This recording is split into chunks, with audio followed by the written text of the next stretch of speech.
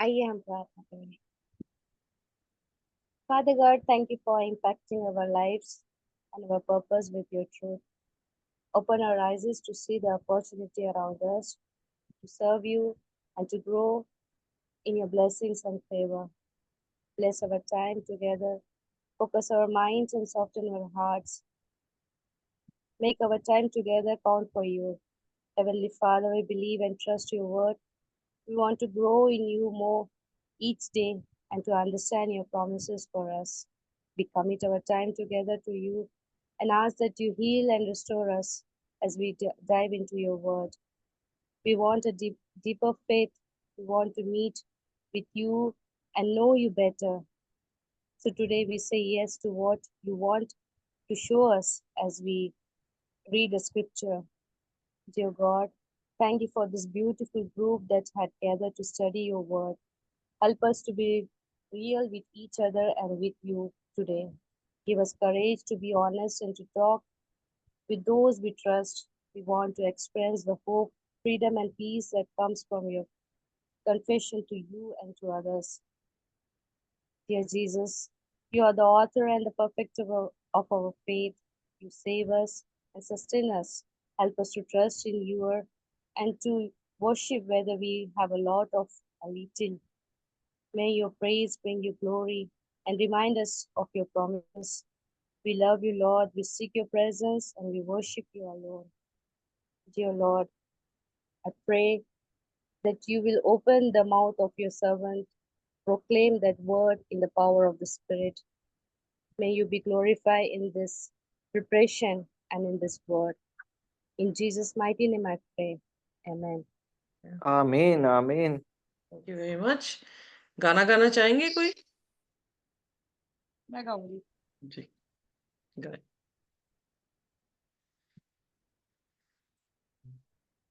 यीशु मसीह तेरे जैसा है कोई नहीं, तेरे चरणों में झुके आसमान और महिमा गाए जमीन। यीशु मसीह तेरे जैसा है कोई नहीं, तेरे चरणों में झुके आसमान और महिमा गाए जमीन। हम गाए हो सना, तू राजाओं का है राजा, तेरी महिमा होवे सदा। तू है प्रभु हमारा खुदा, हम गाए वो सना। तू राजाओं का है राजा, तेरी महिमा होवे सदा। तू है प्रभु हमारा खुदा। प्यारे पिता, तूने हमसे इतना प्यार किया, हमें पापों से छुड़ाने को अपने बेटे को कुर्बान किया। प्यारे पिता, तूने हमसे इतना प्यार किया, हमें पापों से छुड़ाने को अपने बेटे को कुर्बान किया। हम गाए वो सना, तू राजाओं का है राजा, तेरी महिमा होवे सदा। तू है प्रभु हमारा खुदा, हम गाए हो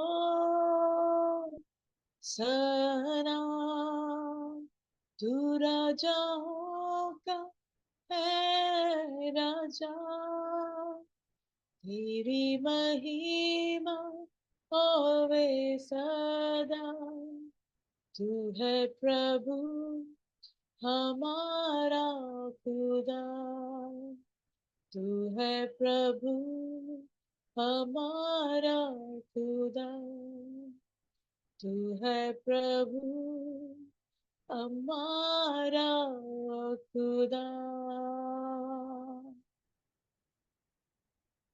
Thank you. Amen. Praise the Lord. Thank you very much for this beautiful song. Amen. Amen. So आइए अपने सिरों को झुकाएंगे इससे पहले कि हम अपने सबक में जाएं. स्वर्गीय खुदावन, हम आपके शुक्रगुजार हैं, धन्यवाद करते हैं जितने बहनें हमारी प्रभु जी इस जगह पे इकट्ठी हैं.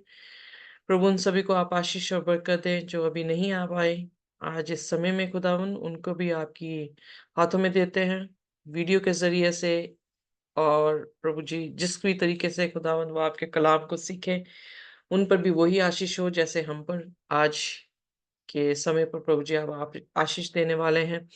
हम प्रार्थना करते हैं हमारी जुबान को प्रभु जी आप अपने हाथों से छुएं, और प्रभु हमारा हर एक सेंसेस को हम देखने से, सुनने से, बोलने में प्रभु जी सब आपके अधिकार में देते हैं. हमारे जहन को प्रभु जी अपने पवित्र लहू से धोकर साफ करें, हमारे गुनाहों को माफ कर दे, हमें अपने पवित्र आत्मा से मसा कर दे, ताकि खुदावन हम आपके कलाम को और कलाम की बातों को समझ सकें, जान सकें कि आपका वचन हमसे क्या कहता है. ब्लेस करें खुदावन, इस प्रार्थना को यीशु के नाम से मांग लेते हैं. आमीन. आमीन आमीन. आमीन. तो मैं आपके सामने शेयर करने वाली हूँ slides. Just let me know अगर आप देख सकते हैं.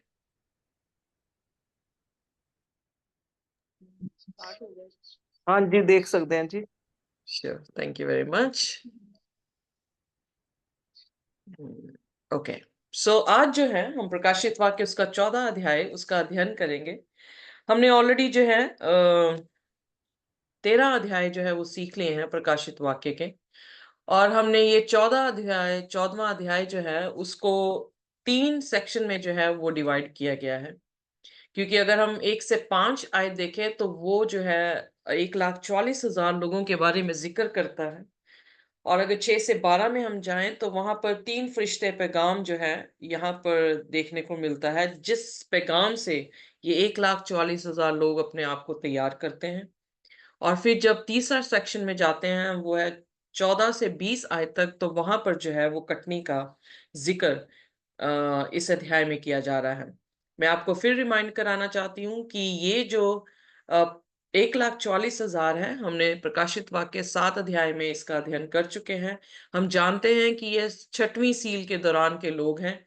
सो इसलिए कंफ्यूज नहीं होना कि जब परमेश्वर यहाँ पर, क्योंकि हर चीज जो है वो रिपीट कर रहा है और फिर उसको एक्सपैंड कर रहा है. सो रिपीट कर रहा है, एक्सपैंड कर रहा है. दानियल में भी हमने यही जो है स्ट्रेटेजी देखी है कि परमेश्वर ने उन राज्यों को रिपीट किया है और उसको जो है और इंफॉर्मेशन उसमें से जो है हमें दी है. सो यहाँ पर भी जो है प्रकाशित वाक्य 14 अध्याय, जबकि परमेश्वर 13 अध्याय में दिखा रहा है कि किस प्रकार से शैतान अपने कार्य को करेगा, उसी प्रकार से 14वें अध्याय में उसने जो है इस चीज का खुलासा किया है कि जहां पर अंधकार है वहां पे प्रभु यीशु मसीह अपना उज्जवल ज्योति जो है वो लेकर आएगा. जहां पर डिक्री है, डेथ डिक्री है, वहां पर प्रभु यीशु मसीह अपने फरिश्तों को अपने सुसमाचार सुनाने का और पूरी दुनिया में जो है प्रचार को फैलाने के बारे में जो है वो जिक्र करेगा. सो आइए हम पहली आयत से जो है इसे देखेंगे. जो भी पढ़ना चाह रहा है, आई थिंक सिस्टर प्रविंदर है जो आज हमारे लिए पढ़ेंगे प्रकाशित वाक्य उसका 14 अध्याय, और बाकी रेफरेंसेस में तारक जो है वो, तारक हाँ जी, वो कर सकते हैं. सो आइए जी मिस्टर निकाले प्रकाशित वाक्य उसका 14वां अध्याय उसकी पहली जी आयत. जी प्रकाशित वाक्य 14. मेमना और उसके लोग. फिर मैंने दृष्टि की और देखो, वह मेमना सिय्योन पहाड़ पर खड़ा है और उसके साथ 1,44,000 जन हैं, जिसके माथे पर उसका और उसके पिता का नाम लिखा हुआ है। ओके, आगे पढ़ना तो सिस्टर। नहीं नहीं नहीं, आहिस्ते आहिस्ते। सो यहाँ पे लिखा and I looked, so looked after what. हमने प्रकाशित वाक्य 13 अध्याय में क्या देखा कि पशु जो है वो अपनी छाप ले रहा है, पशु जो है वो अपनी मूरत को जो है वो बना रहा है, और दूसरा पशु हमने देखा जो उस मूरत में जान डाल रहा है जो पहली पशु की मूरत थी। सो कहने का अर्थ है कि यहाँ पर वो उसने स्ट्राइफ शुरू की, यहाँ पर जो है वो एक जंग शुरू कर दी, और उसने जो है, हमने दानियल 11 में भी देखा कि उस थोड़े समय में परमेश्वर के लोगों के ऊपर जो है वो फिर दोबारा से सतावट जो है वो लेकर आएगा, और उस सतावट में वो डिक्री पास करेगा कि कोई भी ना खरीद सकेगा ना बेच सकेगा। जो पशु की मूरत को पूजा नहीं करेंगे वो लोग इस हकदार नहीं होंगे कि वो रोटी भी जो है वो खरीद के खा सके। पर परमेश्वर का वादा है कि परमेश्वर अपने लोगों को एक जगह देगा और उसमें जो है उसे रोटी जो है या पानी जो है वो मुहैया करेगा। सो खुदा अपने फरिश्तों को जो कि मिनिस्ट्रिंग स्पिरिट्स हैं, लिटरली आखिरी समय में जो है वो हमारे बीच में होंगे, और वो जो है हमें हर चीज से नवाजेंगे। जहां कहीं भी होंगे, मैं नहीं जानती हम कहाँ पर होंगे, पर जहां पर भी होंगे खुदा किसी ना किसी तरीके से हमें जो है वो रोटी जो है वो मुहैया करेगा। सो इसलिए उस जंग से आपकी नजरों को, या यूहन्ना की नजरों को जो है वो उठाकर अब उसने उसकी नजर जो है एक और चीज पर लगाई, और वो नजर जो थी वो उस इमेज यानी उस बीस्ट जो कि रिलीजियस, पॉलिटिकल और इकोनॉमिक दोनों, तीनों चीजों को जो है अधिकार में लेकर रख रहा है। और उसके जरिए से क्योंकि उसने तीन चीजों को अपने हाथों में कर लिया, इसलिए हम देखते हैं उसके आंकड़े में भी 6 जो है वो 3 6 हैं।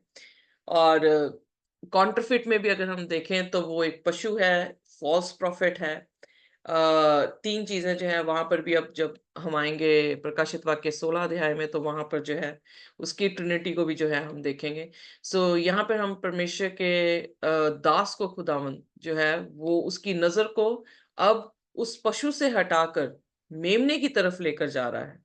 कि पशु यानी दो चीजों को हमेशा हमने देखा है कि परमेश्वर ने दिखाया, अच्छे लोग बुरे लोग, परमेश्वर और शैतान। सो जब वो शैतान के कार्य को दिखा रहा है तो खुदा ने उसकी नजर जो है वो अपने कार्यों पे भी जो है वो दिखाई है। सो इसलिए प्रकाशित वाक्य उसका 14 अध्याय जो है वो छठवीं सील के दौरान के लोगों, 1,44,000 लोगों के बारे में है, और उसका विस्तार जो है, उसकी डिटेल्स जो है, उसका जो है एक्सपेंशन जो है वो करता है। सो यहाँ पर जो है उसने क्या देखा, उसने ये देखा कि मेमना है। अब मेमना हम सभी जानते हैं, मुझे इसके बारे में बताने की जरूरत नहीं है। मेमना यीशु मसीह है। स्टूड ऑन द माउंट जाइन, और वो जो है जाइन पर पहाड़ पर जो है वो खड़े हैं। सो जाइन पहाड़ क्या है, आइए देखिए भजन संहिता उसका 74 और उसकी सेकंड वर्स।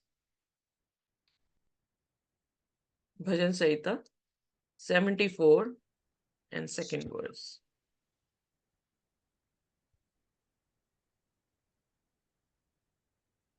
अपनी मंडली को जिसे तूने प्राचीन काल में मोल लिया था और अपने निज भाग का गोत्र होने के लिए छुड़ा लिया था, और इस सिय्योन पर्वत को भी जिस पर तूने वास किया था स्मरण कर। ओके, सो यहाँ पर जो है बड़ी खास चीज जो है वो लिखी गई है। भजन लिखने वाला भी जो है दिख रहा है कि पाखरू जो है वो कैसे कार्य कर रहा है। 45 लोगों ने जो है वो लगभग बाइबल को लिखा है, पर 45 लोगों की बातें जो है एक दूसरे के साथ इतनी मिलती हैं। यहाँ पे उसने क्या कहा कि कॉन्ग्रीगेशन, रिमेंबर दाई कॉन्ग्रीगेशन, यानी अपने चर्च को, which thou has purchased, you know, purchased हमें किससे किया गया है? खुदा के लहू से, लहू से। यीशु मसीह के लहू से हम खरीदे गए हैं। And then the rod of thine inheritance, rod हमने ऑलरेडी सीख लिया कि वो अथॉरिटी को दिखाता है, उसकी रूलरशिप को दिखा रहा है। विच दाउ हैज, फिर क्या कह रहा है, वर्ड दे रहा है यहाँ पे, परचेज दे रहा है, यहाँ पे रिडीम कह रहा है। So redeemed this mount Zion wherein thou has dwelled, so ये उसकी ड्वेलिंग प्लेस है खुदा की, और उस ड्वेलिंग प्लेस पे उसने मेमने को देखा, और मेमने के साथ उसने कुछ ऐसे लोग दिए, देखें, जो जिनका आंकड़ा दिया गया है 1,44,000 लोग, और उनके माथे पर किसका नाम था? पिता का नाम पाया गया है। ओके, सो माथा क्यों है? क्योंकि माथे में, फोर ब्रेन में हम देखते हैं कि सारी कैपेसिटीज हैं, जो चैम्बर्स हैं ब्रेन में, वो क्या कर रहे हैं? डिसीजन बनाने में, कॉम्प्रिहेंशन में, यानी समझने में चीजों को, फिर अपने निर्णय बनाने में जो है वो कार्य करती हैं। तो इसका मतलब फोरहेड में हमारी सोच है, हमारे निर्णय है, हमारा हमारे सोचों के अनुसार हम अपने कार्यों को जो है वो करते हैं। सो इसलिए परमेश्वर ने यहाँ पे हाथ में जो है वो सील नहीं दी है, बल्कि किसमें सील दे रहा है? सिर्फ माथे पे जो है वो सील दे रहा है। शैतान यानी इमेज जो है वो सिर पे दे रहा है और हाथ में दे रहा है, तो यानी हाथ में फोर्स को दिखाता है। सो वो फोर्सफुली करेगा, पर खुदा कभी भी फोर्सफुल परमेश्वर नहीं रहा है। हमेशा हमारी चॉइसेस पे हमें उसने छोड़ा है, और अपनी चॉइसेस बनाने के लिए कलाम दिया है, ताकि हम उसके तरफ का जब भी कोई केस हम डिसाइड करते हैं, तो हम दोनों तरफे जो है जुबान सुनते हैं, यानी दोनों तरफे की स्टेटमेंट्स जो है वो कचहरी में सुनी जाती हैं। सो परमेश्वर ने अपनी तरफ की जुबान और शैतान की तरफ की जुबान भी जो है वो क्या कर दी है? इसमें लिख दी है, ताकि हम अपने डिसीजन को जो है वो परमेश्वर के लिए ले सके। सो यहाँ पर जो है फादर्स नेम जो है वो क्या, फादर्स नेम का मतलब क्या है? पिता का नाम कौन सा? अगर आप दुआए रुबानी देखें तो वहां पे लिखा है हैलोड बी दाई नेम, पवित्र तेरा नाम, राइट? सो उसका नाम क्या है? पवित्र है। यीशु मसीह यूहन्ना उसका 10 उसकी 25 आयत जो है उसमें क्या लिखते हैं, क्या बोलते हैं? यीशु मसीह खुद बोल रहे हैं, जीसस आंसर्ड देम। पढ़ते हैं अगर आपने हिंदी में हाँ खोल। जी, हाँ जी, कोई। यीशु ने उन्हें उत्तर दिया, मैंने तुमसे कह दिया, पर तुम विश्वास करते ही नहीं। जो काम मैं अपने पिता के नाम से करता हूँ, वे ही मेरे गवाह हैं। ओके, सो इसका मतलब पिता का नाम किसी तरीके से कैसे गवाह हो रहा है? कामों से गवाह हो रहा है। Are you with me? Okay, 3 बार जो यस। है जिक्र आया है फादर्स नेम पूरी बाइबल में, और तीनों बार जो है वो अपने कार्यों के साथ फादर नेम को जो है वो अटैच कर रहे हैं। 2 बार जीसस ने यहाँ पे किया, तीसरी बार जीसस ने प्रकाशित वाक्य में जो है वो फादर्स नेम का इस्तेमाल किया है। सो पिता का नाम कह रहा है कि तुम मेरे पे विश्वास नहीं करते, क्योंकि मैं क्या कार्य कर रहा हूँ? डू इन हिज नेम, उसके नाम से मैं वो कार्य कर रहा हूँ, और तुम इस बात के जो है वो गवाह भी हो। सो इसलिए जो उसके चेले थे, यूहन्ना उसकी 14 में जब यीशु मसीह कह रहा है कि तुम्हारे मन व्याकुल ना हो, जैसे तुम पिता पे विश्वास करते हो मुझ पे भी करो। मेरे पिता के घर में बहुत सारे मकान हैं, तो अगर ना होते तो मैं तुमसे कह देता, पर मैं जाता हूँ, तैयार करता हूँ, आऊंगा और तुम्हें वहां पे ले जाऊंगा। और उसके बाद वो पूछते, पिता पिता के बारे में बताए। सो यीशु मसीह ने क्या कहा? Have I been with you all this time Philip, you still do not know me? कहता कि इतने दिनों से मैं तुम्हारे साथ हूं, क्या तुम नहीं जानते हो मुझे? जिसने मुझे देखा है उसने किसको देखा है? पिता को देखा है। क्योंकि खुदावन यीशु मसीह किसके कार्य कर रहा था? पिता के कार्य कर रहा था। तो अगर यीशु जो कर रहा था वो क्या बता रहा है? खुदा बाप का जो है वो करेक्टर को जो है वो दिखा रहा है। तो जब वो कह रहा है कि father's name on their forehead, इसका मतलब उनके दिमाग में खुदा है, उनके कार्यों में क्या है? वो खुदा जो है वो होगा। सो यीशु मसीह को जिसने देखा उसने पिता को देखा। उसके कार्यों में से हमें पिता के कार्य जो है वो देखने को मिलते हैं। The word that I say to you I do not speak on my own, कहता जो शब्द मैं तुमसे बोलता हूँ अपने आप से नहीं बोलता, but the father who dwells in me does his works. Again उसने वर्क्स के बारे में जो है वो जिक्र किया है। सो इसलिए प्रोवर्ब्स 22 उसकी पहली में लिखा है, अच्छा नाम किससे ज्यादा बेहतर है? बहुत सारे पैसों से, सोने से, चांदी से जो है वो बेहतर है। सो पिता का नाम जब हम दुआए रुबानी में बोलते हैं कि तेरा नाम पवित्र जाना जाए, तो उसका नाम हर सोने से, चांदी से, बहुत सारी दौलतों से जो है वो क्या है वो बेहतर है, क्योंकि उसके नाम में क्या है, पवित्रता ही है। उसके नाम में क्या है, उसके नाम उसके कामों को जो है वो दिखाते हैं। एक नौजवान व्यक्ति यीशु मसीह के पास आया, लूका 18 उसकी 19 में, और उसे कहने लगा, हे अच्छे गुरु। तो प्रभु यीशु मसीह ने क्या दिया आंसर? उसने कहा, तू मुझे अच्छा क्यों कहता है? एक ही अच्छा है, और वो अच्छा कौन है? परमेश्वर अच्छा है। हम यहाँ पे करेक्टर्स को देखते हैं, फादर के वर्क्स में करेक्टर्स। जब मूसा जो है खुदा से विनती करने लगा कि मुझे तू अपना चेहरा दिखा, तो परमेश्वर कहता है, मुझे देख के कोई जिंदा नहीं है रह सकता, तो क्या करेगा? मेरी पीठ को देखेगा। तो व्यवस्था विवरण 34 में वो उसकी पीठ को जब देखता है, I am sorry, I coded different verse, I am not sure, okay, I will recheck and I will code again. But ये वाक्य हमें पता है कि जब वो पीठ को देखता है परमेश्वर की, तो वो क्या क्या वहां पे बयान करता है? वो उसके करेक्टर्स को बयान करता है। खुदा तू दयालु है, तू गुस्सा करने में धीमा है, तू पराक्रमी है। उसके करेक्टर्स को जो है वहां पर जो है मूसा वहां पे दिखाता है। जब फादर्स नेम सिर पर लिखा है उनके गया है, तो इसका मतलब खुदा के करेक्टर्स, उसके कामों, लोगों के उन 1,44,000 के बीच में जो सबसे the highest possible expressive thing is कि देव, सॉरी हिंदी में बोलूं, जो सबसे अच्छी बेहतरीन चीज उन 1,44,000 लोगों के बीच में होगी, वो ये होगा कि वो खुदा के कार्यों में जो है वो बिल्कुल उसके करेक्टर के साथ जो है वो मैच कर रहे होंगे। छठवीं सील के बाद सातवीं सील हमने जब देखी, तो देर वाज साइलेंस। आसमान की बादशाहत में साइलेंस थी आधे घंटे के लिए, और वो आधा घंटा हमने जब कैलकुलेट किया तो 7.5 दिन जो है वो दिखते हैं। मुझे नहीं पता कि वो यीशु मसीह के आने के दौरान इतना समय है, और फिर अगर यीशु मसीह इतना टाइम ले रहे हैं, तो फिर हम जो है वो भी 7.5 दिन जो है वो लेकर ऊपर जो है वो जाएंगे। यहाँ पर छठवें सील में, यानी हम छठवें सील के दौरान के लोग हैं। 1,44,000 लोगों की जब 7वें अध्याय में हमने देखा, तो हमने देखा कि वो क्या इजरायली थे? तो पता लगता है कि वो इजरायली नहीं थे, क्योंकि पहली बात, इजराइल में मिक्स मैरिजेस होने के कारण इंटरकल्चरल जो उनकी मैरिजेस हुई हैं, उनके गोत्र का कुछ पता नहीं। दूसरी बात, इजराइल को ऑलरेडी परमेश्वर ने जो है वो छोड़ दिया, जबकि हम मत्ती की अंजील 23 अध्याय में और लूका उसकी 13 उसकी 35 में भी हम देखते हैं कि उसने कहा कि your house is left unto you desolate, क्योंकि उन्होंने प्रभु यीशु मसीह को ग्रहण नहीं किया। और फिर हमने जब प्रोफेसी देखी थी 2300 काल की, तो उसमें देखने को मिला था कि 34 एडी में तक, यानी क्योंकि 70 हफ्ते जो है वो दिए गए थे, यानी 70 गुना 7 बार जो परमेश्वर का वाक्य हम पतरस के साथ बोलते हुए भी देखा है। वो 70 गुना 7 हफ्ते जो थे, यानी दिन जो थे, यानी इज इक्वल टू साल जो थे, वो इज़राइल को दिए गए थे। और खुदा ने जो है इज़राइल को 34 एडी में जो है छोड़ दिया, और गॉस्पल जो था वो जेंटाइल्स में।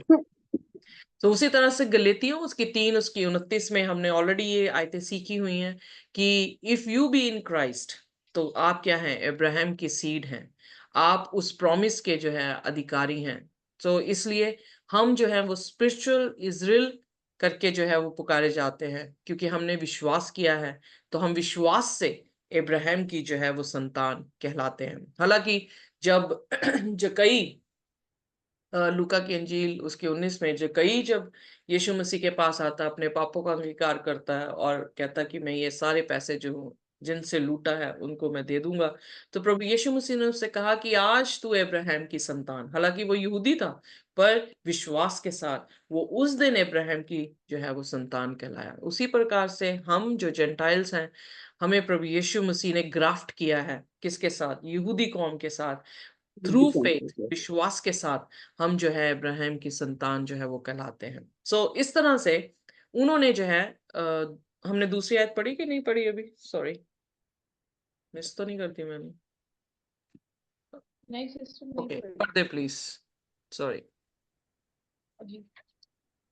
और स्वर्ग से मुझे एक ऐसा शब्द सुनाई दिया, जो जल की बहुत धाराओं और बड़े गर्जन का सा शब्द था, और जो शब्द मैंने सुना वह ऐसा था मानो वीणा बजाने वाले वीणा बजा रहे हों। ओके, सो यहाँ पर जो है उसने शब्द सुना जो मैनी वाटर्स का था, voice of the great thunder. So हमें पता है कि खुदा जब बोलता है तो उसमें क्या है, आवाजें पानी जैसी आती हैं या थंडर्स होते हैं, पर यहाँ पर voice of Harper's harping with their harps. तो यानी म्यूजिक है, किस चीज का म्यूजिक है, ट्रायम्फ का म्यूजिक है। यहाँ पर जो है वो बहुत सारी सताहट परमेश्वर के लोगों को अंत के टाइम पे दी जाएगी, यानी आखिरी वॉर इस धरती की होगी, जो आर्मेगेडन की वॉर होगी। सो वॉर किसके, खुदा के लोगों के और शैतान। जब शैतान के लोग हमें जो धर्मी लोग हैं उनको घेरेंगे तो परमेश्वर वहां पे मिकाएल जो है वो खड़ा होगा और फिर उनके लिए जो है वो लड़ेगा। सो उसके बाद जो है वो क्या होगी, ट्रायम्फ यानी विक्ट्री की, यानी जीत की जो है वो खुशी, म्यूजिक जो है वो बजाया जाएगा। सो क्योंकि ये माउंट जाइन में खड़े हैं तो यानी यूहन्ना जो है वो दर्शन देख रहा है कि जब विक्ट्री खुदा पालेगा और ये लोग जो है वो खुदा के सामने होंगे तो कैसा नजारा जो है वो होगा। सो इसलिए प्रकाशित वाक्य उसका 14 उसकी 3 आयत। वे सिंहासन के सामने और चारों प्राणियों और प्राचीनों के सामने एक नया गीत गा रहे थे। उन 1,44,000 जनों को छोड़ जो पृथ्वी पर से मोल लिए गए थे, कोई वह गीत ना सीख सकता था। ओके, सो यहाँ पर जो ये है, या सिस्टर जी बोले। आगे बताओ, आगे पढ़ना। नहीं नहीं नहीं, सिर्फ 3 आयत। सो यहाँ पर जो है वो एक नया गीत गा रहे हैं। सो वो नया गीत जो है कोई नहीं समझ, मतलब जान रहा नहीं समझ पा रहा है, बट कोई गीत नहीं जानता। क्यों? क्योंकि उनका एक्सपीरियंस यहाँ पर बोल रहा है। जैसे आइए में से निकालिए प्रकाशित वाक्य उसका 15 और उसकी 3 आयत। वे परमेश्वर के दास मूसा का गीत और मेमने का गीत गा गा कर कहते थे, हे सर्वशक्तिमान प्रभु परमेश्वर, तेरे कार्य महान और अद्भुत हैं। हे युग युग के राजा, तेरी चाल ठीक और सच्ची है। या सो अगर आप पहली आयत से पढ़ें, क्योंकि हम अगर आज 14 खत्म करते हैं तो कल अगले बार जो है वो 15 पढ़ेंगे, पर पहली आयत से हम देख रहे हैं कि ये वही लोग हैं जो बचाए गए हैं और वो गीत जो है जैसे मूसा ने गाया वैसे ये गीत गा रहे हैं। सो कहने का अर्थ ये है कि मूसा का एक्सपीरियंस था कि किस प्रकार से वो मिस्र से इज़राइल को जो है वो निकाल के लाया, और मूसा ने भी निर्गमन उसके 15 अध्याय में जो है वो भजन गाया। So easy to remember Revelation 15 और एक्सोडस 15 घर जाके जो है हम पढ़ सकते हैं, क्योंकि मिरियम ने वो गीत को जो है वो लीड किया। क्योंकि जैसे ये लाल समुद्र पार करके दूसरी तरफ पहुंचे हैं, सो उसी प्रकार से जो है उन्होंने जो है वहां पर गीत गाया और परमेश्वर की जो है वो उपासना की। यहाँ पर भी एक्सपीरियंस सेम ही दिया गया है।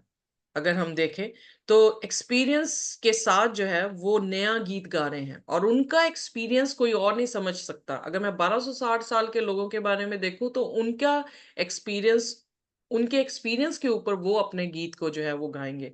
पर यहाँ पर जो है 6वीं सील के लोग जो है, आखिरी समय के लोग जो हैं, जो 1,44,000 लोग हैं, वो क्या कर रहे हैं, वो अपने एक्सपीरियंस के साथ एक नया गीत गा के खुदा के सामने उसकी महिमा कर रहे हैं। और वो नया गीत सभी के लिए नहीं है, बट सिर्फ वही लोग जो हैं वो परमेश्वर के सामने गा रहे हैं। सो प्रकाशित वाक्य 14 उसकी 4 आयत। ये वे हैं जो स्त्रियों के साथ अशुद्ध नहीं हुए पर कुंवारे हैं। ये वह वही है जो ये वही है कि जहाँ कहीं मेमना जाता है वह उसके पीछे हो लेते हैं। ये तो परमेश्वर के निमित्त पहले फल होने के लिए मनुष्य में से मोल लिए गए हैं। ओके, सो ये यानी वो लोग हैं 1,44,000 लोग जो जिनकी गिनती इंसानों के बीच में से है, जो रिडीम हुए हैं, यानी हम रिडीम्ड हैं क्योंकि प्रभु यीशु मसीह के लहू से हम जो है वो खरीदे गए हैं। सो इसका मतलब इस धरती के लोग हैं, चाहे वो आदमी हैं चाहे वो औरत है, जिस भी जेंडर का है, पर ये 1,44,000 वो लोग हैं जो मनुष्यों में से क्या किए गए हैं, उनको उधार जो है वो दिया गया है। इन लोगों की विशेषता ये है कि ये किसी औरतों के साथ इन्होंने जो है अपने आप को अपवित्र नहीं किया। ये फ्रेज ये बताता है कि इन्होंने अडल्ट्री नहीं की। अडल्ट्री, अब यहाँ पर आत्मिक अडल्ट्री के बारे में भी जो है वो बात हो रही है कि परमेश्वर को छोड़ इन्होंने किसी और देवी देवता की फॉल्स टीचिंग की या बीस्ट की जो है वो पूजा नहीं की। फिर दे आर वर्जिन। वर्जिन ये बताता है कि इन्होंने अपने आप को अशुद्ध जो है वो नहीं किया। These are they virgin. Well, virgin word जो है हम ऑलरेडी जानते हैं, 10 वर्जिन्स, उसमें से जो है 10 कुंवारियों का जिक्र आया, यानी उसकी कलीसिया, उसके जाति तौर से मैं और आप जो है वो वर्जिन्स हैं।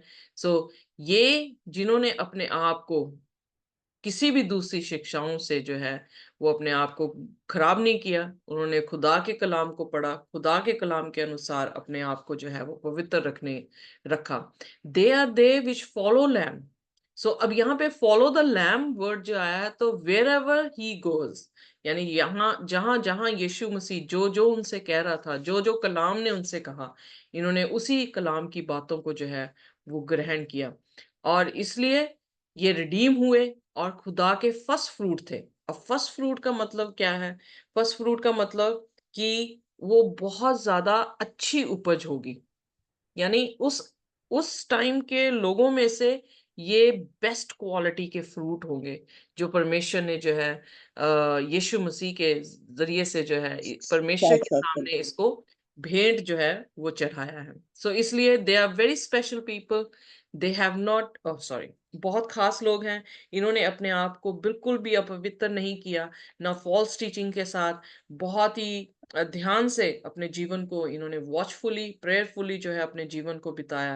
प्रभु यीशु मसीह के वचनों के अधीन रहे। प्रभु यीशु मसीह जहां लेकर गया वहीं पर जो है उसको फॉलो करते रहे, और ये छुड़ाए गए लोग, और फर्स्ट फ्रूट यानी बेस्ट क्वालिटी का फ्रूट जो था उसने खुदा के सामने जो है वो प्रेजेंट किया।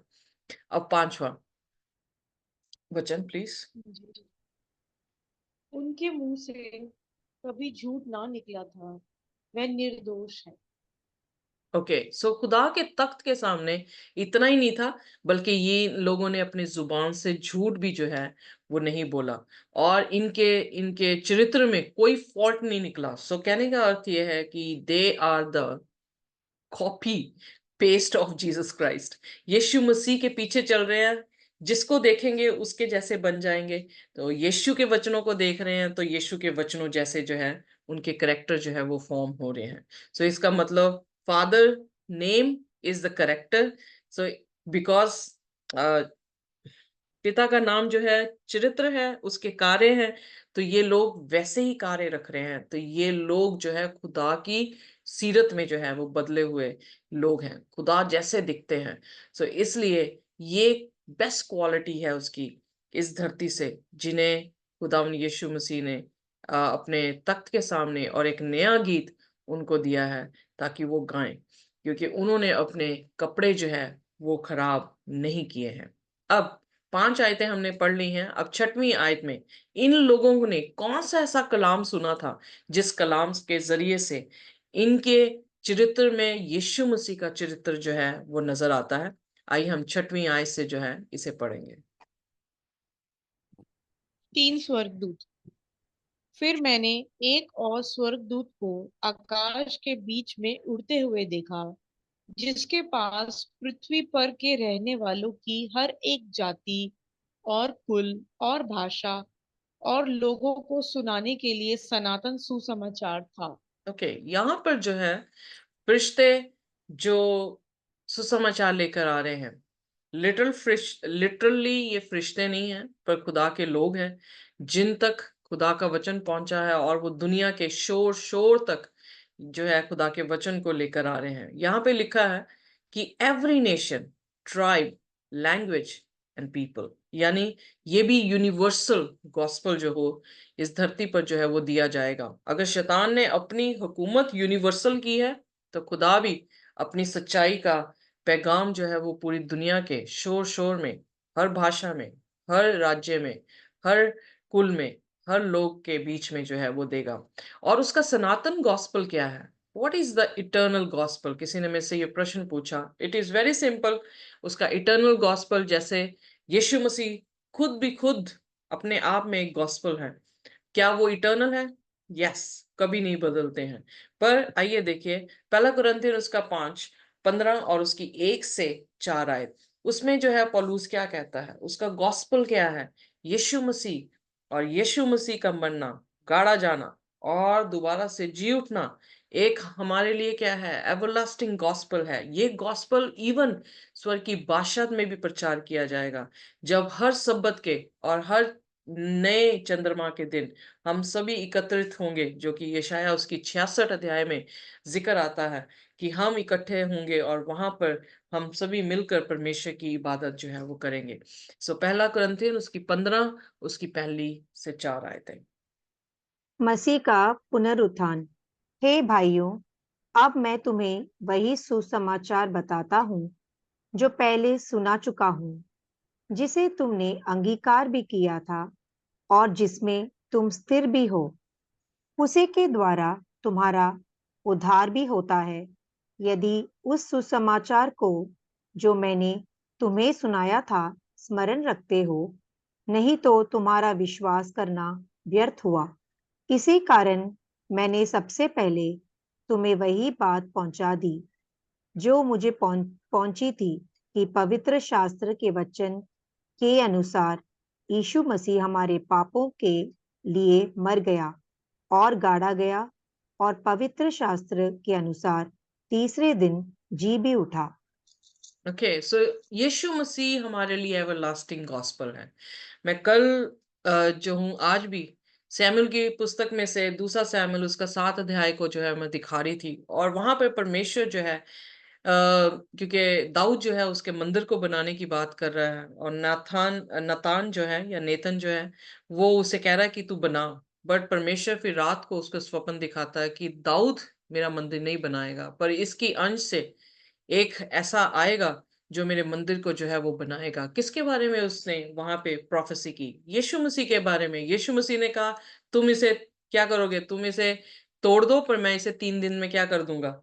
इसे खड़ा कर दूंगा। किस मंदिर के बारे में बात कर रहा था? यीशु मसीह के मंदिर, यीशु मसीह अपनी देह के बारे में, अपनी देह के बारे में बात कर रहा था कि तुम मुझे क्रूस पर चढ़ाओगे और मैं तीसरे दिन जो हूँ वो जी उठूंगा। सो गॉस्पेल सिर्फ न्यू टेस्टामेंट में नहीं दिखाई दे रहा, बल्कि ओल्ड टेस्टामेंट में भी जो है परमेश्वर अपने दासों के जरिए प्रभु यीशु मसीह के आने के बारे में जो है वो प्रोफेसी यानी नबूवतें जो है वो कर रहा था। सो एवरलास्टिंग गॉस्पेल का मतलब ये है कि खुदा का कलाम, पूरा का पूरा कलाम जो है वो पूरी धरती पर हर एक इंसान के पास जो है वो पहुंचेगा। इससे पहले कि प्रभु यीशु मसीह अपना न्याय कर कर इस धरती पर आए, वो हर एक को ये चांस देगा विटनेस करने का कि उसके कलाम को जो है वो सुन सके। पर वो नकार देते हैं तो आ, नकार देते हैं आंटी तो म्यूट कर फिर लो। वो जो है अपना केस फजीला आंटी। करते हैं। बट अगर खुदा के कलाम को स्वीकार करते हैं तो परमेश्वर उन्हें जो है वो आशीष देगा। सो 3 फरिश्ते पैगाम हैं। तो पहला पैगाम जो है वो प्रकाशित वाक्य उसका 14 उसकी 7 आयत में है। जी। पढ़ दे प्लीज। उसने बड़े शब्द से कहा, परमेश्वर से डरो और उसकी महिमा करो, क्योंकि उसके न्याय करने का समय आ पहुंचा है। और उसका भजन करो, जिसने स्वर्ग और पृथ्वी और समुद्र और जल के सोते बनाए। ओके, यहाँ पर पहला पैगाम क्या हुआ? पहला पैगाम ये हुआ कि खुदा से डरो। खुदा से डरने का अर्थ क्या है? खुदा की इज्जत करो।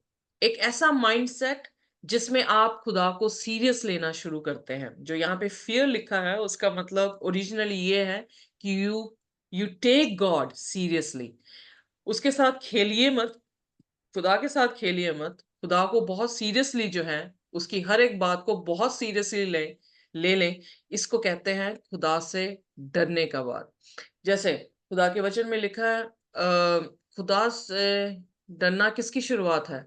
बुद्धि की जो है वो शुरुआत है, क्योंकि जब आप सीरियसली खुदा के वचन को लेना शुरू करते हैं तो खुदा फिर क्या करता है, यानी आप और खुदा एक चीज के साथ एग्री हो जाते हैं। जब आप एग्री होते हैं तो आप इकट्ठे जो है वो क्या करने लगते हैं, चलना जो है शुरू करते हैं। खुदावन यीशु मसीह दरवाजे पे खटखटाता है, अगर आप एग्री होके उस दरवाजे को खोल देते हैं तो आप इकट्ठे खाना खाते हैं।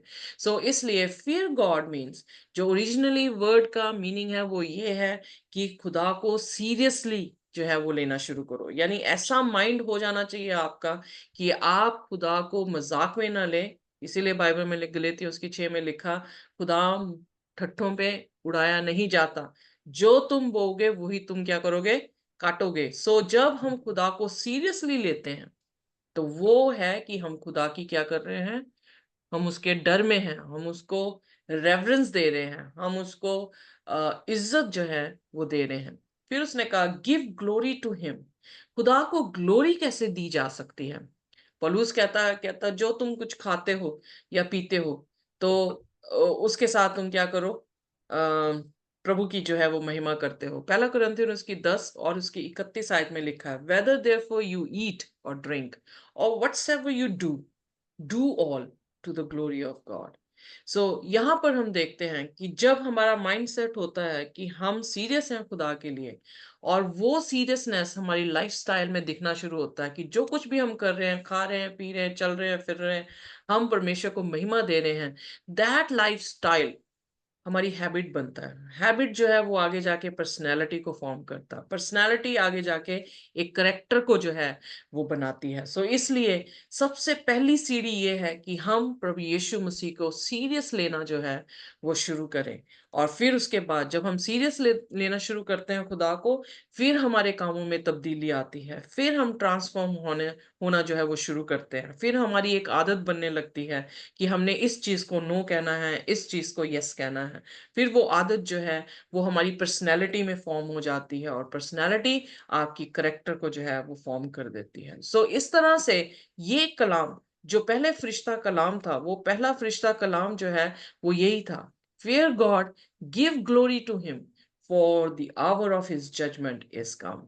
अब यहाँ पर ना ही फ्यूचर टेंस दिया है, ना ही पास्ट टेंस दिया है, यहाँ पर उसने प्रेजेंट टेंस दिया है। और हम ये जानते हैं 2300 काल की भविष्यवाणी के अनुसार खुदा इस समय जजमेंट जो है वो कर रहा है। फिर उसने स्पेसिफाई किया वर्शिप हिम। सो पूरा कंट्रोवर्सी प्रकाशित वाक्य में हम देख रहे हैं कि वर्शिप के ऊपर है। किसकी वर्शिप हम कर रहे हैं, कब वर्शिप हम कर रहे हैं, और कैसे हम वर्शिप जो है वो कर रहे हैं। सो शैतान भी वर्शिप ले रहा है, और खुदा की जो है वर्शिप होनी चाहिए, क्योंकि शैतान तो क्रिएटेड बीइंग है, मतलब सिरजा हुआ एक फरिश्ता था, पर खुदावंद खुदा सृजनहार है। सो उन दोनों चीजों में जो है वो डिफरेंस है, और उस डिफरेंस को जानते हुए हम उसकी इबादत करेंगे। तभी उसने जो है वो पॉइंट आउट किया जेनेसिस को, क्योंकि जेनेसिस में आदि में परमेश्वर ने जो है आसमान और जमीन की जो है वो रचना की, और इसलिए वो पॉइंट आउट कर रहा है किस परमेश्वर की तरफ, जिसने आदि में जमीन और आसमान को बनाया, जिसने फाउंटेन्स बनाए, उसकी नहीं तरफ पॉइंट आउट किया जो खुदा ने धरती में इंसान बनाया। सो इसलिए हमारे सामने जो है इंसान है या खुदा है। सो हमें ये डिसाइड करना है कि हमने किसकी इबादत करनी है। सो ये फरिश्ता पैगाम जो है, वो पहला फरिश्ता पैगाम ये है कि वो तैयार की कर रहा है दुनिया को, कि वो समझ सकें कि वर्शिप के ऊपर कंट्रोवर्सी है और हमें किसकी वर्शिप करनी है।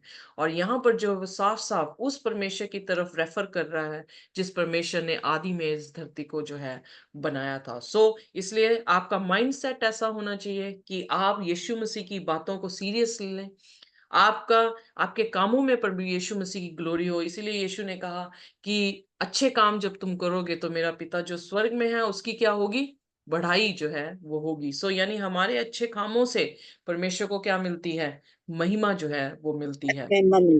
फिर उसके बाद for the hour, thank you aunty ji, for the hour of his judgement, उसके न्याय का समय आप पहुंचा है। So we know very well हम दानियल की पुस्तक से सीख चुके हैं 1844 में प्रभु यीशु मसीह जो है वो न्याय के तख्त पर बैठकर हमारा न्याय कर रहा है। तो उस दौरान हमारी संजीदगी, उस दौरान हमें खुदा को कितना सीरियस लेने की जरूरत है और उसी परमेश्वर की बात करने की जरूरत है जिसने जमीन और आसमान और उसके सोते और समुंदर जो है वो बनाए हैं। इसलिए परमेश्वर से डरना जो है वो बिल्कुल जरूरी है, क्योंकि एक तरफ शैतान अपनी इमेज खड़े करेगा, दूसरी तरफ परमेश्वर खड़ा है। इसलिए उस इमेज के सामने हमें झुकने की जरूरत नहीं है, बल्कि उस खुदा के सामने झुकने की जरूरत है हु इज अवर क्रिएटर। इसे प्रकाशित वाक्य 4 अध्याय में हमने क्या देखा कि सब खुदावंद यीशु मसीह की इबादत क्यों कर रहे थे सिर झुका के, क्योंकि ही इज अ क्रिएटर, क्योंकि उसने सारी धरती को बनाया। 5वें अध्याय में प्रकाशित वाक्य में हमने इसलिए देखा कि उन्होंने इबादत की क्योंकि वो हमारा छुड़ाने वाला उद्धार करता, जिसने हमें अपने लहू से जो है वो खरीदा है, इसलिए हमारे सिर पर उस परमेश्वर के सामने जो है वो झुकते हैं। यहाँ पर प्रकाशित वाक्य 14 उसकी 8 में दूसरा फरिश्ता जो है वो पैगाम लेकर आ रहा है। पर्दे में मेरे साथ कितना टाइम हो गया? Still we have 15 minutes. 1:16 PM। अच्छा, 8वें अध्याय। जी। फिर इसके बाद एक और दूसरा स्वर्गदूत ये कहता हुआ आया, गिर पड़ा, वह बड़ा बेबीलोन गिर पड़ा, जिसने अपने व्यभिचार की कोप में मदिरा सारी जातियों को पिलाई है। ओके, यहाँ पर जो है वो बाबुल शब्द आया है और हम ऑलरेडी सीख चुके हैं कि बेबीलोन या बाबुल का शब्द मतलब है कंफ्यूजन। हम 17वें अध्याय में भी इसका बहुत सारा खुलासा 17 और 18 में जो है वो हम सीखेंगे, जो आने वाले समय में होगा। पर ये बड़ा शहर, ये बड़ा सिटी जो है वो कौन सा ऐसा सिटी है जो कि कंफ्यूजन को जो है वो पैदा कर रहा है? ये उसी बीस्ट के बारे में जो है वो बात कर रहा है और उसकी बात करते हुए उसने कहा, स्पेसिफाई कर रहा है कि इसने पूरे धरती के लोगों को कौन सी मदिरा पिलाई? The wine of the wrath of her fornication. यानी अडल्ट्री की मदिरा। अडल्ट्री का मतलब यानी परमेश्वर को छोड़ इसका कोई और पति है इस औरत का, और कि उसने यहाँ पर उसे शी करके जो है वो प्रोनाउन को यूज किया है। ओके, स्त्री का दिया है, इसलिए मैंने औरत का जिक्र किया है, क्योंकि मैं 17वां अध्याय में आपको पढ़ाऊंगी। आइए में से निकालिए प्रकाशित वाक्य उसका 17 अध्याय और उसकी पहली 5 आयतें जो है वो पढ़ दें। बड़ी वेश्या। 7 हाँ जी। जिन 7 स्वर्ग पास वे 7 कटोरे थे, उनमें से एक ने आकर मुझसे यह कहा, इधर आ, मैं तुझे उस बड़ी वेश्या का दंड दिखाऊं जो बहुत से पानी पर बैठी है, जिसके साथ पृथ्वी के राजाओं ने व्यभिचार किया और पृथ्वी के रहने वाले उसके व्यभिचार की मदिरा से मतवाले हो गए थे।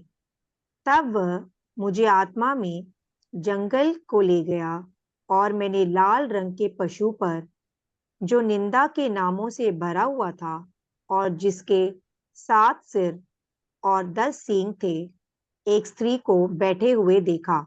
यह स्त्री बैंजनी और लाल रंग के कपड़े पहने थी और सोने और बहुमूल्य मणियों और मोतियों से सजी हुई थी, और उसके हाथ में एक सोने का कटोरा था जो घृणित वस्तुओं से और उसके व्यभिचार की अशुद्ध वस्तुओं से भरा हुआ था। उसके माथे पर यह नाम लिखा था, भेद, बड़ा बेबीलोन, पृथ्वी की वेश्याओं और घृणित वस्तुओं की माता। ओके, यहाँ पर जो है स्त्री किसको दिखाती है? एक चर्च को दिखाती है।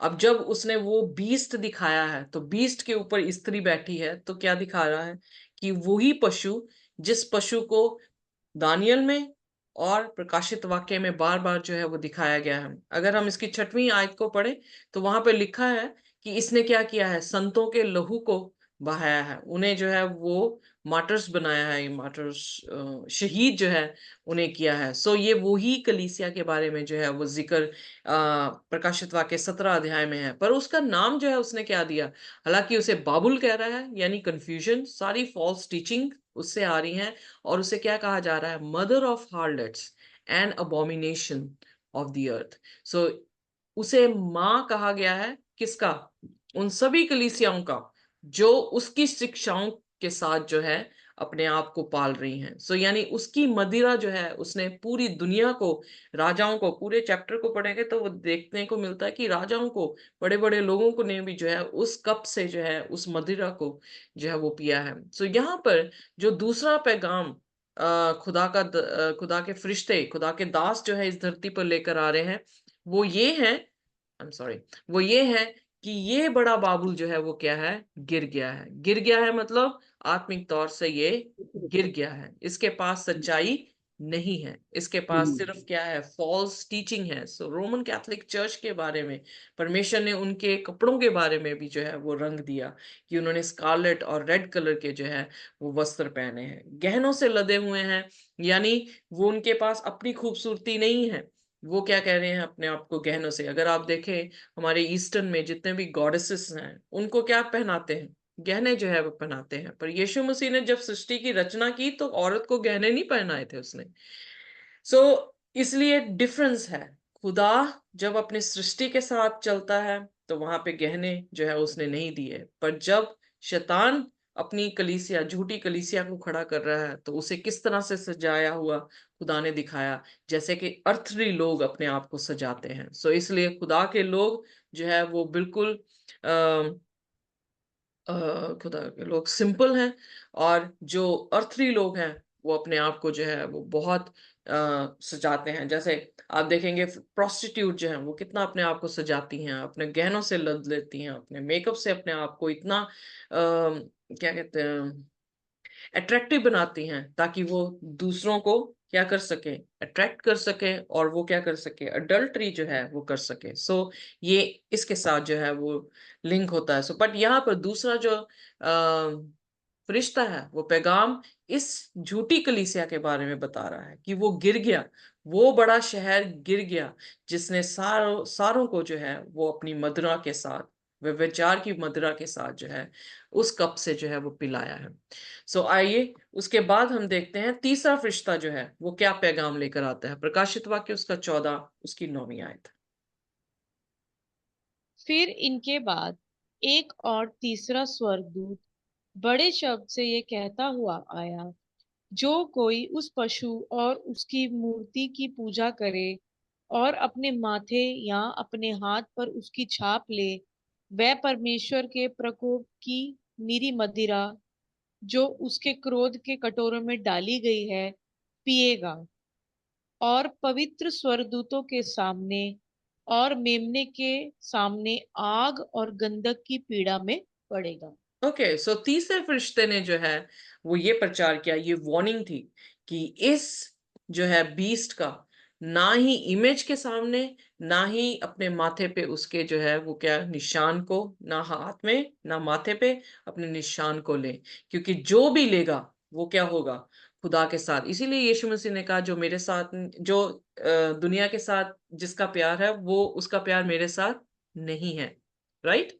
सो इसका मतलब अगर हम उसकी छाप लेते हैं जो दुनिया का है, जो इंसानी हुक्म है, अगर हम उसकी छाप लेते हैं तो हमने किसकी विरोधता की, हमने बगावत परमेश्वर के खिलाफ जो है वो कर दी। तो जब परमेश्वर अपने न्याय को लेकर आएगा और वो रौथ यानी अपना गुस्सा हमारे पे उंडेलेगा, तो वो जायज होगा, क्योंकि हमने ही ये निर्णय लिया है कि हम परमेश्वर के पास जो है उसकी इबादत को छोड़कर हम इंसान की दी हुई छाप को जो है वो ले रहे हैं। सो 7 प्लेग्स उन लोगों के ऊपर आएगा, और सिर्फ 7 प्लेग्स नहीं, बल्कि जब फायर के साथ, ब्रिमस्टोन के साथ सेकंड डेथ जो कि प्रकाशित वाक्य उसके 20 में हम पढ़ेंगे, तो वो भी मौत जो है इन लोगों पर जो आएगी जिन्होंने पशु की छाप को जो है वो लिया है। अब प्रकाशित वाक्य 14 उसकी 11वीं आयत।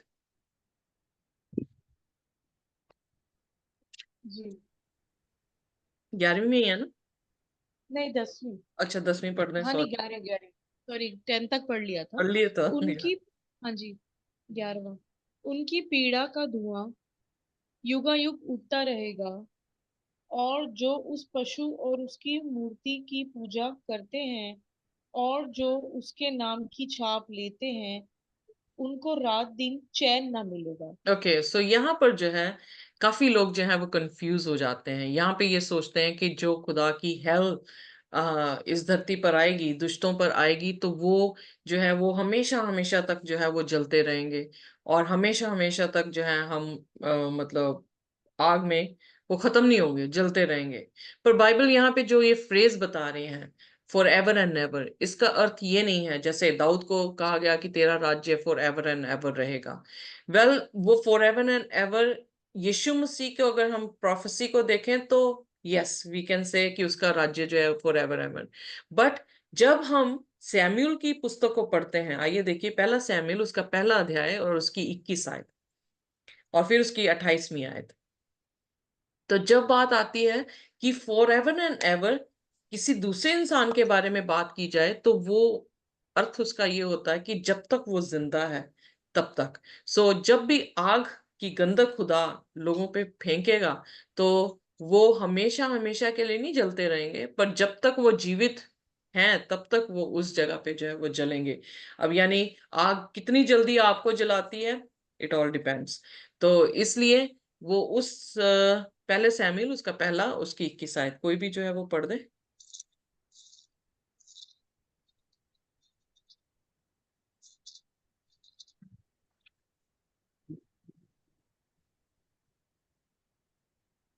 इक्कीस। फिर एल्काना अपने पूरे घराने समेत यहोवा के सामने प्रति वर्ष की मेल बलि चढ़ाने और अपनी मन्नत पूरी करने के लिए गया। ये वाला, हाँ जी, हाँ जी, या शुड आई कंटिन्यू? हाँ जी, हाँ जी, पढ़ दे। परंतु हन्ना अपने पति से यह कहकर घर में रह गई, जब बालक का दूध छूट गया, जब बालक का दूध छूट जाएगा तब मैं उसको ले जाऊंगी कि वह यहोवा को मुंह दिखाए और वहां सदा बना रहे। ओके, सो उस अब 28वीं, अब यहाँ पर वर्ड आया है कि फॉर एवर, कि ये बच्चा जब दूध छोड़ देगा, इसे खुदा के घर में ले जाऊंगी, तो ये वहां पे क्या करे, सदा जो है वो बना रहे। अब 28वीं आयत। इसीलिए मैं भी उसे यहोवा को अर्पण कर देती हूँ कि यह अपने जीवन भर यहोवा ही का बना रहे। तब उसने वही यहोवा को दंडवत किया। ओके, सो जीवन भर, पहले वो क्या कह रही है कि सदा बना रहे। अब उसने स्पेसिफाई किया कि वो सदा बने बने रहने का अर्थ क्या है, कि जीवन भर जब तक वो जिंदा है तब तक वो परमेश्वर के मंदिर में क्या करे, सेवा करता रहे। आइए में से निकालिए भजन संहिता उसकी 37 और उसकी 10 आयत।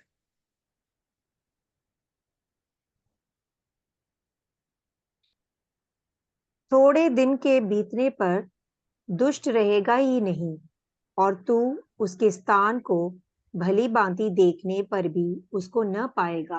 ओके, यहाँ पर क्या लिखा है कि जो दुष्ट है वो क्या होगा, बिल्कुल भी रहेगा नहीं। हमने मलाकी की पुस्तक में भी यही देखा था कि परमेश्वर ने क्या कहा कि दुष्ट जो है वो तुम्हारे पांव की क्या बन जाएंगे, राख जो है वो बन जाएंगे। आइए में से निकालिए मलाकी उसका 4 और उसकी 3। सो ये आयतें, अगर आप और भी आयतें हैं, अगर इन आयतों को हम ध्यान दें, तो ये आयतें ये बताती हैं कि ये युगन युग तक नहीं सड़ते रहेंगे, क्योंकि धरती पर स्वर्ग की बादशाह तारी है। अगर ये धरती पर आग लगी रहेगी, हेल बनी रहेगी ये धरती, तो खुदा अपनी नया यरूशलेम को, जो कि प्रकाशित वाक्य उसका 21वां अध्याय में जिक्र आता है कि स्वर्ग से जो है नया यरूशलेम जो है वो धरती को आया, तो वो कैसे अपनी धरती को, अपने नए यरूशलेम को धरती पर इस्टेब्लिश करेगा। इसीलिए मलाकी उसके चौथे अध्याय उसकी 3री आयत में लिखा, पढ़ दें प्लीज।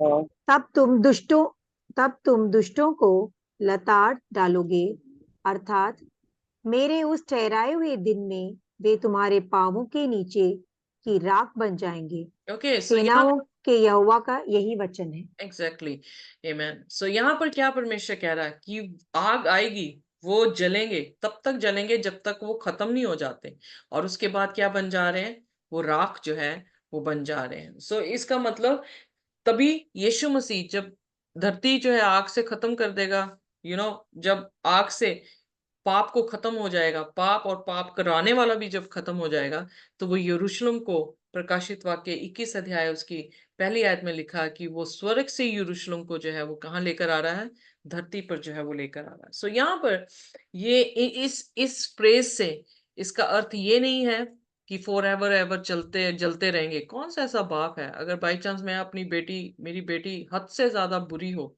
और मुझे उसे अपने घर से बाहर निकालना पड़े, तो कौन सी ऐसी माँ होगी इस धरती पर कि जो वो कहे कि ये दुखी रहे, ये तड़पती रहे, ये बीमारी में पड़ी रहे? कोई भी नहीं चाहता। But yes, God is merciful but as well as just. वो मर्सीफुल बहुत ज्यादा है, यानी दयालु बहुत है, पर उसके साथ साथ वो न्यायी भी है। उसे न्याय करना होगा, क्योंकि इस पाप को और पाप को खत्म उसे करना होगा। इसीलिए उसने कहा कि मैं हर आंसू पोंछ डालूंगा, ना कोई पाप रहेगा, ना दुख रहेगा, ना तकलीफ रहेगी, बल्कि वहां पर क्या होगी, खुशी और आनंद जो है वो होगा। सो यहाँ पर उन लोगों के लिए दंड जो है वो दिखाया गया है जिन्होंने पशु की छाप को लिया, पशु की मूरत को जो है वो पूजा किया है, और उन पर जो है वो हेल फायर की जो है जजमेंट दी जाएगी। बट आइए देखिए प्रकाशित वाक्य 14 और उसकी 12वीं आयत। पवित्र लोगों का धीरज इसी में है जो परमेश्वर की आज्ञाओं को मानते और यीशु पर विश्वास रखते हैं। ओके, सो पर फिर यहाँ पर शब्द वही कह रहे हैं कि परमेश्वर के लोग हैं, उनका धीरज इसी में है कि वो क्या करते रहेंगे, वो परमेश्वर की आज्ञा को मानेंगे, वो खुदा को सीरियसली लेंगे, वो खुदा के अपने कामों से खुदा को महिमा जो है वो देंगे। वो लोग सिर्फ उस परमेश्वर की इबादत करेंगे जिसने जमीन और आसमान को बनाया है। वो लोग उस पशु के सामने, मूरत के सामने दंडवत नहीं करेंगे, वो उसकी छाप को जो है वो नहीं लेंगे। वो जान जाएंगे कि ये जो है वो झूठ है, ये फॉल्स टीचिंग का चर्च है, और उस चर्च को जो है वो छोड़ देंगे। सो इसीलिए प्रकाशित वाक्य 18 अध्याय में परमेश्वर अपनी कलीसिया से कहता है कि my people come out of this Babylon, इस कंफ्यूजन से तुम बाहर निकल आओ। सो उसके बाद जो है हार्वेस्ट की बात यहाँ पर, I think how many verses we left with, sister ji कितनी रह गई हैं वर्सेस? सिस्टर जी 13 से लेके 20 तक।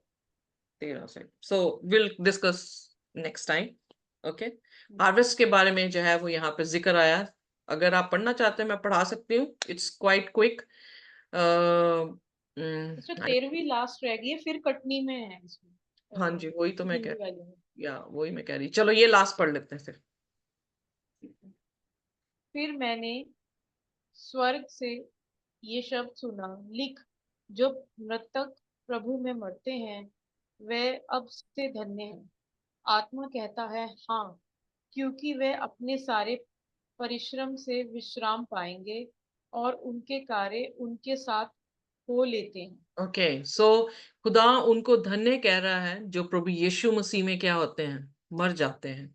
यानी प्रभु यीशु मसीह के बीच में, उसके विश्वास में, उसकी आज्ञाओं को रखते हुए जिनके पास ये सुसमाचार पहुंचा, और उस सुसमाचार को जो है उन्होंने ग्रहण किया, और उनके लिए परमेश्वर जो है उन्हें हाईली फेवर्ड पीपल कह रहा है कि चाहे वो मर गए हैं पर खुदा के लिए वो बहुत ही अच्छे लोग हैं, क्योंकि उनके काम उनको फॉलो करेंगे। उनके काम उनको फॉलो करेंगे मतलब जजमेंट में खुदा ने उनके कामों को देख के उनको क्या करना है, जब यीशु मसीह ने आना, तो जितने मृतक हैं वो यीशु मसीह के नाम से क्या हो जाएंगे, वो जीवित हो जाएंगे। जो यीशु मसीह में मरे हैं वो मृतक पहले जी उठेंगे। यानी हम जिंदों, अगर बाई चांस मैं जिंदा हुई तो मैं उनसे आगे नहीं जाऊंगी, बल्कि मुझे उनकी वेट करनी पड़ेगी कि वो उठें, और उसके बाद हम इकट्ठे जो है वो हवा में प्रभु यीशु मसीह से भेंट कर सकें। सो इसलिए ये जो चैप्टर है वो ये बताता है कि 1,44,000 लोग जो छठवें सील में होंगे, उनकी प्रिपरेशन जो है इन 3 फरिश्तों के पैगाम के साथ जो है वो होगी। और जो इन 3 फरिश्तों के पैगाम को सुनकर अपने जीवन में तब्दीली लेकर आएगा, खुदा की रहमत उन लोगों के साथ जो है वो होगी, क्योंकि वो दूसरी मौत के अधिकारी नहीं होंगे, बल्कि पहले पुनरुत्थान के अधिकारी होंगे। अगर वो मर भी जाएंगे तब भी परमेश्वर पहले पुनरुत्थान में उन्हें जगाएगा और उन्हें स्वर्ग की बादशाह में लेकर जाएगा। आमीन, आमीन। आमीन। आमीन। आइए अपने सिरों को झुकाएंगे और आमीन। प्रार्थना करेंगे। कोई भी जन जो है वो हमारे लिए प्रार्थना कर सकता है। आमीन।